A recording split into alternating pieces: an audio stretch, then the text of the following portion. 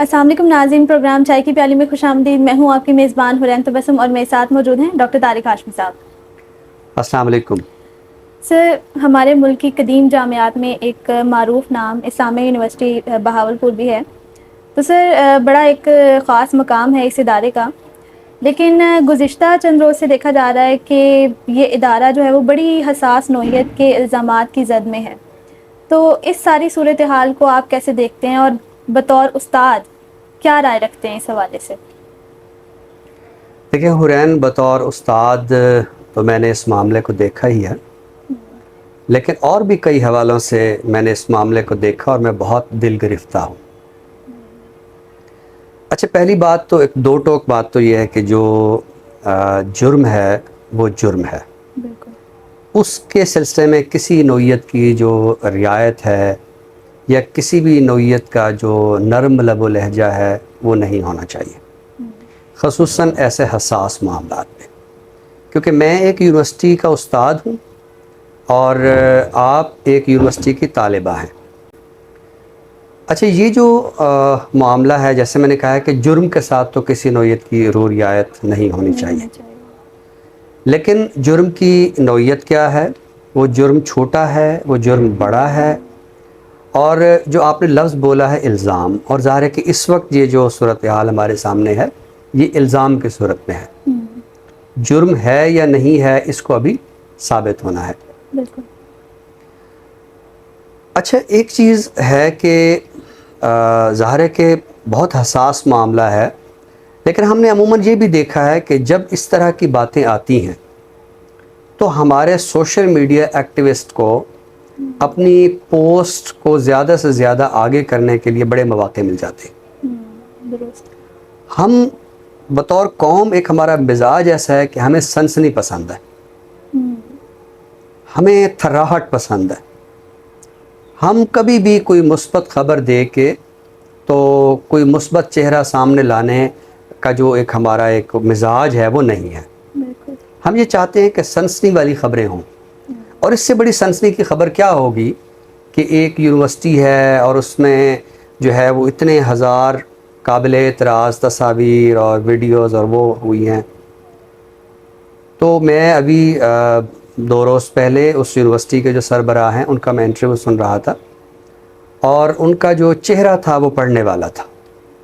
ظاہر ہے ایک یونیورسٹی کا جو سربراہ ہوتا ہے اس کو اپنے ادارے کی بہت فکر ہوتی ہے، جیسے مجھے بطور استاد اپنے شعبے کی فکر ہے، میرے وائس چانسلر کو اپنے اس ادارے کی فکر ہے، تو ان کے چہرے پر بھی ایک فکر نمایاں تھی کہ یہ میرا ادارہ ہے اور اس کے ساتھ جو اس حوالے سے کچھ الزامات اس حساس نوعیت کی اس تیزی سے پھیل رہے ہیں۔ تو انہوں نے بہت واضح انداز سے کہا ہے کہ یہ ایک واقعہ جو کہ ابھی تک مبینہ ہے، جو مصدقہ نہیں ہے، تو اس سلسلے میں جو تحقیقات ہیں وہ ہونے دیجیے، اور سوشل میڈیا پہ اس طرح کی خبروں کو عام کرنے کا کسی کو سوائے اس کے کیا فائدہ ہو سکتا ہے کہ جیسے میں نے کہا کہ ہمارا مزاج ہے کہ ہم سنسنی پھیلاتے ہیں۔ تو میرا ذاتی خیال یہ ہے کہ ایک تو اس ملک میں قانون بننا چاہیے تشہیر الزام کا یا تشہیر جرم کا۔ جرم میں نے کیا ہے، میں اسے الزام کے طور پر قبول کرتا ہوں، یا وہ ثابت ہو جاتا ہے، مجھے اس کی سزا ہوتی ہے، یہ ایک قانون کا دائرہ ہے۔ لیکن مجھے بطور مجرم کوئی شخص مشہور کر رہا ہے، یہ اس کو کوئی استحقاق نہیں رکھتا وہ کہ وہ اس کو پھیلائے، لوگوں کو بتائے۔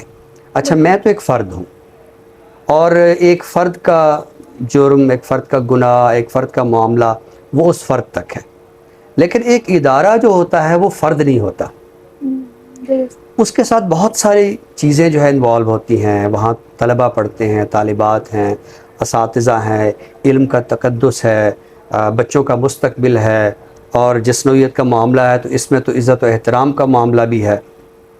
تو یہ اس طرح جو خبریں پھیل رہی ہیں اور جس طرح یہ خبریں پھیلائی گئی ہیں، مجھے محسوس ہوتا ہے کہ اس کے پیچھے کچھ طبقات ہیں۔ اس میں صرف اشارہ کر سکتا ہوں، ایک تو ہمارا جو نجی تعلیمی سلسلہ ہے، وہ شاید یہ چاہتے ہیں کہ اس جامعات میں اس طرح بدنامی کر کے تو ہم کوئی طلبہ و طالبات کو اپنی طرف لے کے آ جائیں. لیکن میں ایک بات حورین، میں اندر سے دکھ اور غصے دونوں سے بھرا بیٹھا ہوں. تو اگر آپ یہ کرتے ہیں تو پھر یہ ذہن میں رکھیے گا کہ کوئی پوتر نہیں ہوتا. آپ اگر یہ کہیں کہ ہم پاکیزہ ہیں، ٹھیک ہے. اچھا، دوسری چیز کیا ہے؟ دوسری چیز میں دیکھ رہا ہوں کہ ہمارے ملک میں گزشتہ کچھ عرصے سے، بلکہ بہت عرصے سے، کچھ دہائیوں سے ایک رجحان زور پکڑ رہا ہے کہ کسی طرح والدین کو یہ احساس دلایا جائے کہ جامعات میں ان کے بچوں کی جو عزت ہے وہ محفوظ نہیں ہے، لہٰذا وہ ان کو وہاں نہ بھیجیں. ہم نے پہلے بھی ایک پروگرام کیا تھا اس سلسلے میں کہ یہ جو طالبات ایک مخصوص طرح کا لباس وقت کے ساتھ ساتھ ان میں ایک زور پکڑ رہا ہے، تو اس کے پیچھے بھی وہ نفسیات ہے کہ والدین کو، معاشرے کو ایک پورا جو سمجھے کہ سراسیمگی کی کیفیت میں ڈالا جا رہا ہے. ایک خوف کی کیفیت جو ہے وہ ایک شعوری طور پر بیدار کی جا رہی ہے. تو میں شروع میں کہہ چکا ہوں کہ جرم کے سلسلے میں کسی نوعیت کی رعایت نہیں ہونی چاہیے، لیکن ابھی الزام ہے اور آپ اس کی اس طرح تشہیر کر رہے ہیں کہ ایک تعلیمی ادارے کو آپ مسلسل بدنام کر رہے ہیں. اچھا، اس واقعے سے ممکن ہے کوئی چند ایک لوگ ہراساں ہوئے ہوں، لیکن اس واقعے کی مسلسل تشہیر سے پورے معاشرے میں ایک ہراسمنٹ پھیل رہی ہے. بالکل. پورا معاشرہ جو ہے وہ خوفزدہ ہو رہا ہے. ہر گلی محلے میں یہ بات ہو رہی ہے کہ کیا ہمیں اب یونیورسٹیوں میں اپنے بچوں کو بھیجنا چاہیے یا نہیں. آخری بات میں یہ کرنا چاہوں گا، جیسے میں نے کہا ہے کہ اس اپنا جرم کے ساتھ کسی نوعیت کی رعایت نہیں ہونی چاہیے. بالکل. بطور استاد میرے کچھ مشاہدات بھی ہیں، میرے کچھ تجربات بھی ہیں. تو میں ہلکا سا اشارہ یہ بھی کرنا چاہوں گا کہ ہمیں اپنے تعلیمی اداروں میں ایک ایسی فضا بنانی چاہیے کہ اس طرح کی خبریں پھیلیں ہی نہ، اس طرح کے الزامات سامنے آئے ہی نہ. ظاہر ہے کہ دیکھیں، یہ جو جامعات ہیں یہ اسی معاشرے کا حصہ ہیں. ہم کسی جرم کو مکمل طور پر روک نہیں سکتے. گلی محلے میں جو ڈاکہ زنی ہوتی ہے ہم اسے کم کر سکتے ہیں، مکمل طور پر ہم روک نہیں پا رہے. تو جس طرح ہم دیگر جگہوں پر بہت ساری باتوں کو مستقلاً ان کے لیے کوئی سد باب کا سامان نہیں کر پا رہے، تو ظاہر ہے کہ جامعات اسی معاشرے کا حصہ ہیں. تو اس طرح کی چیزیں سامنے آتی رہی ہیں، لیکن بطور استاد بہرحال ہمیں ایک بہت ذمہ دار رویہ اپنانا چاہیے. میں نے ایک پہلے بھی ایک شو میں کہا تھا کہ میرے ساتھ ایک طالبہ نے گفتگو کی، اس نے بہت اچھا جملہ کہا کہ سر میں سمجھتی ہوں کہ استاد کا کوئی جنڈر نہیں ہوتا. استاد جو ہوتا ہے وہ استاد ہوتا ہے. میں یہ نہیں دیکھوں گی کہ میرے سامنے ایک مرد استاد بیٹھا ہے اور میں ایک لڑکی ہوں، یا کوئی میل بچہ یہ سوچے کہ میں میل ہوں اور میرے سامنے بیٹھی ہوئی کوئی خاتون استاد ہے. استاد کا کوئی جنڈر نہیں ہوتا. جس دن استاد یہ سوچے گا کہ میری کوئی صنف نہیں ہے، میں ایک استاد ہوں اور استاد کو صرف علم دینا ہے، استاد کو تہذیب سکھانی ہے، استاد کو ان معاشرتی برائیوں سے نہ صرف یہ ہے کہ بچنے کی ہدایت کرنی ہے، بلکہ اپنے جثے میں بھی، اپنے وجود میں بھی اس روح کو داخل کرنا ہے کہ میں ایک استاد ہوں. تو جب میں بطور استاد اس طرح کی بات سوچوں گا کہ میرا جنڈر ایک استاد کا جنڈر ہے، میرا جنڈر میل جنڈر نہیں ہے، میرے سامنے بیٹھی ہوئی طالبہ کا فیمیل جنڈر نہیں ہے، میں اسے بھی ماورائے صنف سوچوں گا اور اپنے آپ کو بھی ماورائے صنف سوچوں گا، تو اس دن یہ ان برائیوں کا جو کلا کما ہے وہ ہوگا. لیکن میں بہرحال یہ جو سوشل میڈیا پہ ایکٹیوسٹ بیٹھے ہیں اور وہ اتنی جو سمجھے کہ مرچ مسالہ لگا کے اتنے ہزار تصاویر اور اتنے ہزار ویڈیوز، تو میرا خیال ہے کہ ایک سنسنی پھیلانے کا جو رویہ ہے وہ نہیں ہونا چاہیے. ایک تعلیمی ادارے کو، اساتذہ کو اس طرح بدنام کرنے کا جو رویہ ہے اس کی بہرحال روک تھام ہونی چاہیے. بہت خوب سر، بہت خوب. آپ نے آج کا میرا سوال بڑا حساس نوعیت کا تھا، لیکن آپ نے بڑی فکر انگیز گفتگو کی اور بڑا اہم نقطہ اٹھایا کہ سوشل میڈیا پہ جو تشہیر کر دیتے ہیں وہ معاملہ اتنی نوعیت کا ہوتا نہیں ہے جتنا بڑھا چڑھا کے اسے بیان کر دیا جاتا ہے. ناظرین، پروگرام کے دوسرے حصے کی جانب بڑھتے ہیں، یعنی تخلیق کی جانب. آج ہم بات کریں گے افتخار حیدر کے حوالے سے. بہت اچھے شاعر ہیں، جدید لب و لہجے کے شاعر ہیں اور ترقی پسندانہ افکار ہیں آپ کے. بہت خوبصورت انداز میں غزل بھی کہتے ہیں اور نظم بھی کہتے ہیں. آپ کا شاعری کا ایک مجموعہ منظر عام پر آ چکا ہے، زندگی کلیشے ہیں کے عنوان سے. تو سر آج ان کی تخلیق کا کون سا حصہ ہمیں عطا کریں گے؟ آپ نے ان کا بہت جامع تعارف کرایا، تو ان کی دو مختصر نظمیں آج ہم اپنے ناظرین کی نظر کرتے ہیں. ایک نظم جو کہ آسمہ جہانگیر کے بارے میں ہے. آسمہ جہانگیر آپ جانتی ہیں کہ ایک بہت بڑی بیرسٹر تھیں، اور کا ایک، جیسے آپ نے کہا کہ شاعر کے ترقی پسندانہ افکار ہیں، تو وہ ترقی پسندی کی ایک علامت تھی. بالکل. مختصر سی نظم ہے آسمہ جہانگیر کی وفات پہ. کافرہ مر گئی، کافرہ، فاسقہ، فاجرہ، بے حیا مر گئی. ہو مبارک سبھی اہل ایمان کو، مومنو آج سے آپ آزاد ہو. جھوٹ کا ساتھ دو، جھوٹ کا ساتھ دو، جبر کی گود میں بیٹھ کر ظالموں کے قصیدے پڑھو. آپ جیسے جیو، آپ جیسے مرو، آپ آزاد ہو. آپ کتوں کے برتن میں پانی پیو، آپ آزاد ہو. وہ جو پھنکارتی تھی ہر ایک ظلم پر، وہ جو للکارتی تھی ہر ایک جبر کو، شیرنی مر گئی. کافرہ مر گئی، کافرہ، فاسقہ، فاجرہ، بے حیا مر گئی. واہ، بہت خوب. ایک اور نظم جو کہ ملالہ یوسفزئی کے بارے میں ہے، یہ آپ کو سناتے ہیں. گل مکئی، صبح چمن میں کھلنے والے، پہلے پھول سا پیارا چہرہ. روشن آنکھیں، پیشانی شفاف، مقدس ہونٹوں پر معصوم تبسم.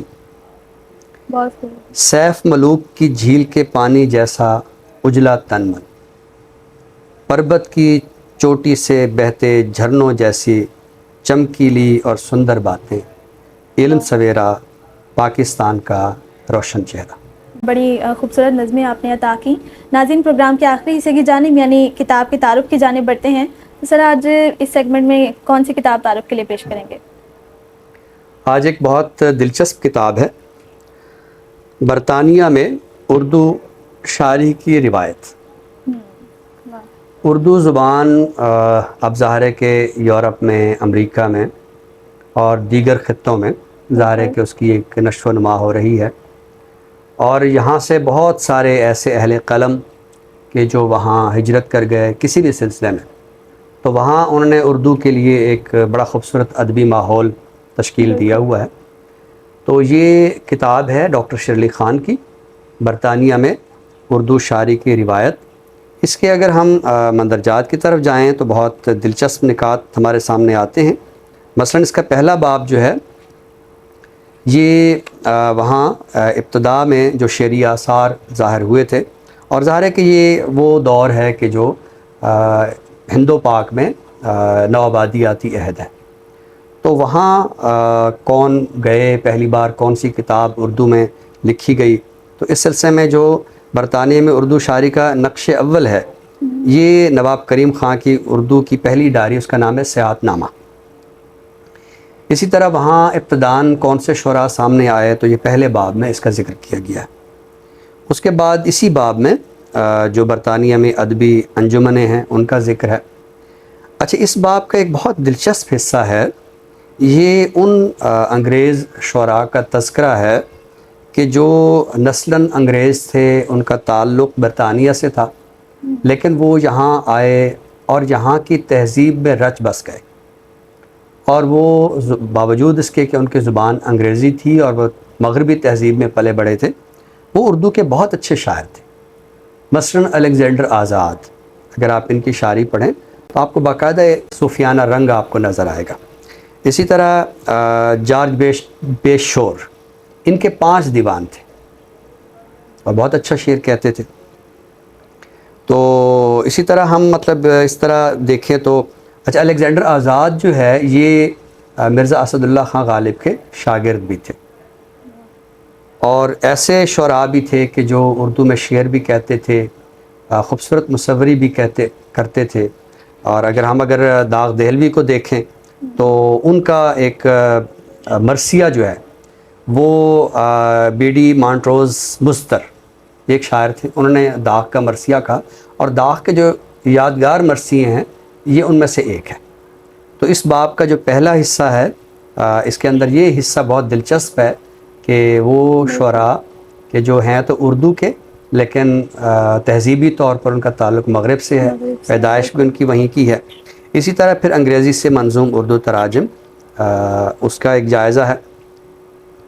اس کے بعد ہم دیکھتے ہیں تو بعض شعراء نے جو ترجمے کیے، تو اس میں انشاءاللہ خان شاہ ہیں، محمد حسین آزاد ہیں، الطاف حسین حالی ہیں، اور ظاہر اس میں اقبال کا نام بھی آتا ہے، مولانا ظفر علی خان کا بھی نام آتا ہے، اور یہ سلسلہ ہمیں آخر میں عظمت اللہ خان تک۔ باب دوم برطانیہ میں اردو غزل کی روایت، اس میں پھر برطانوی تہذیب و تمدن کا ایک بہت گہرائی کے ساتھ مطالعہ کیا گیا ہے، ان شعراء کے جو رجحانات ہیں، فکری نوعیت کے جو میلانات ہیں، اس کا جائزہ لیا گیا ہے۔ پھر جدید ادبی نظریات اور برطانوی غزل پر ان کے اثرات، اس کا جائزہ ہے، اور عہد حاضر میں برطانیہ میں کون کون سی ادبی انجمنیں ایسی ہیں جو اردو زبان، اردو ادب اس کے فروغ کے لیے کوشاں ہیں۔ تو اس میں اگر ہم شاعری کا جائزہ لیں، اچھا اس میں بعض شعراء ایسے ہیں کہ جو وہاں مستقلاً مقیم ہیں، بعض شعراء ایسے ہیں جو جزوی طور پر وہاں گئے اور پھر واپس آ گئے۔ تو اس میں اقبال اور فیض جیسے نام شامل ہیں جو جزوی طور پر وہاں گئے، میں یعنی وہ نام لے رہا ہوں جو بڑے اور نمایاں نام ہیں۔ تو اس میں آگے ہم چل کر دیکھیں تو فارغ بخاری ظاہر خیبر پختونخوا سے ایک بڑا نام ہے، صداقت حسین سوز، احسن جاوید، عبد الرحمن بزمی، سمد بخاری، ایک بہت معروف نام احمد فراز کا ہے، وہ بھی ظاہر ہے کہ وہاں برطانیہ میں رہے۔ تو ظاہر ہے پھر یہ ایک طویل فہرست ہے، اور اس میں بعض ہم دیکھتے ہیں کہ نظم کے بڑے توانا نام بھی ہیں، جن میں ہم دیکھتے ہیں کہ ساقی فاروقی ایک بہت بڑا نام ہے، افتخار عارف وہاں بہت عرصہ رہے۔ تو یہ ایک جو سمجھیے کہ تنقیدی کتاب بھی ہے، اور ایک بڑی جامع نوعیت کی دستاویز مرتب ہو گئی ہے۔ اور پھر اس میں یہ نہیں ہے کہ ایک تذکرہ نما یہ کتاب ہے، ایسا نہیں ہے، بلکہ ان شعراء کا جو کلام ہے اس کا تنقیدی جائزہ، اور پھر خصوصاً جو یورپی تہذیب و ثقافت کے تناظر میں ان کی غزل میں جو تبدیلیاں آئیں، ان کے فکر میں جو ایک نیا پن آیا، جو ایک اچھوتا پن تھا، تو اس کا بھی ایک بہت اچھا اور گہرا جائزہ اس کتاب کے اندر ہمیں نظر آتا ہے۔ تو جو ہمارے ناظرین برطانیہ میں اردو کی شعری روایت کو دیکھنا چاہتے ہیں، تو ان کے لیے یوں سمجھیے کہ یہ ایک تحفہ خاص ہے، برطانیہ میں اردو شاعری کی روایت آغاز تا عصر حاضر، اور اس کے مصنف ہیں ڈاکٹر شیر علی خان۔ بہت خوبصورت، بڑا وضاحتی انداز میں آپ نے کتاب کا تعارف پیش کیا، اور ناظرین کے لیے واقعی یہ تحفہ بھی ہے، کیونکہ بڑی جامع نوعیت کی کتاب ہے۔ ناظرین، اسی کے ساتھ ہی ہمارا پروگرام اپنے اختتام کو پہنچتا ہے۔ نئی موضوعات کے ساتھ انشاءاللہ آپ کی خدمت میں دوبارہ حاضر ہوں گے۔ تب تک کے لیے اپنی میزبان حرین تبسم اور ڈاکٹر طارق ہاشمی صاحب کو دیجیے اجازت۔ اللہ حافظ۔ اللہ حافظ۔